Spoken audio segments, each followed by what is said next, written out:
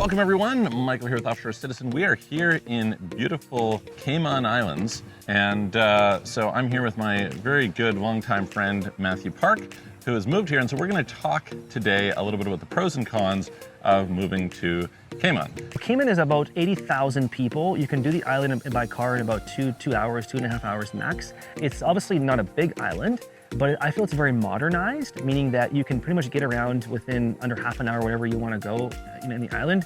There really isn't a lot of traffic unless you're going to go between the hours of 7, 9 o'clock in the morning or between 4:30 and 6 o'clock at night. Now, the thing about Cayman to me is the lifestyle obviously is beautiful. I feel it's more developed than most islands are. And it's also a pretty booming island as far as people coming here. Tourism, of course, is quite large. Now, those are pros, of course, of the island. Also, there's one season. So people think that coming in summertime, it is hot. It gets about 34 degrees Celsius at top level, but it's also more humid because also hurricane season obviously is from June until November in most cases.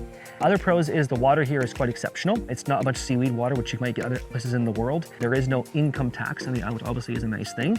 But there's a lot of regulations you got to make sure you cover to get actually yourself coming here and moving here if you have a company.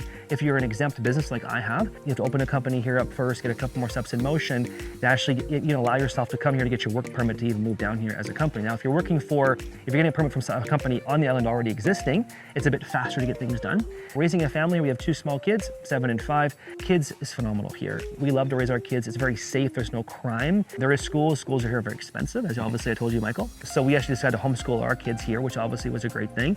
But it obviously gives you a chance to raise your kids around other great kids because there's 144 countries that live here out of 80,000 people. So the cons are Amazon does take about a month to get here. So mail, of course, isn't the greatest. You do pay customs and duty. We actually had some pretty big wake-up calls in the first year. We actually ordered kids stuff from Amazon in Canada. I ordered this truck that was maybe $200 on Amazon. It came in for my Christmas for my son, and the duty was more than the actual vehicle. Wow. Yeah, so we never did that ever again. Yeah. So definitely mailing things in here, duty can be kind of a pain in the butt. And that's definitely one con. Also the con of things are more expensive here, so I call it lifestyle tax. So there is no income tax. So basically you are paying more whenever you come here, but you just have to be smart at whatever you're spending if you're more more conscious of those kind of things. I do find restaurants here are pretty awesome, food here is pretty great, but things are shipped in a lot.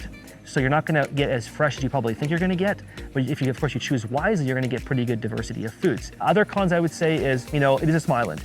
After about a year, if you don't travel off island to go somewhere, you're probably going to get island fever at some point. Yep. So kind of going off island for even a weekend or 3 or 4 days can be nice. So you kind of refresh your batteries to go to a city, come back. And it's one thing I've realized is that you appreciate Cayman more when you go away for 4 days and come back. You're like, wow, I want to go back to my home.